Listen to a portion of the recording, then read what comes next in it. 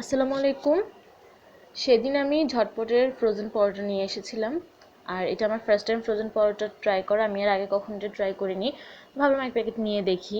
এখানে হচ্ছে 10 পিস পরোটা থাকে, যেটার প্রাইস কিনা হচ্ছে 120 টাকা। আর এখানে প্রত্যেকটা পরোটার উপরে একটা করে পলিথিন দেওয়া থাকে, যাতে করে একটা একটার সাথে লেগে না যায়। তো এটা যেভাবে ভাজতে হয় আমি যথারীতি সেইভাবে ভেজে তারপরে হচ্ছে ভেজে নিচ্ছিলাম আর কি।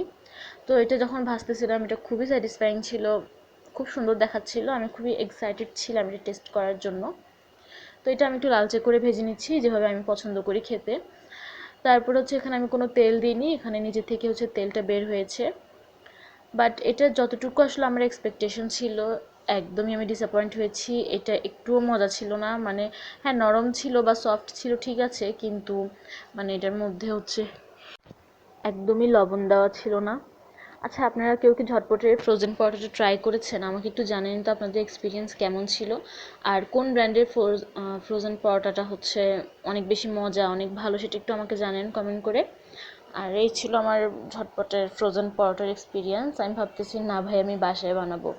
তা ভিডিওটি এই পর্যন্ত। সবাই ভালো থাকবেন, সুস্থ থাকবেন। আল্লাহ হাফেজ।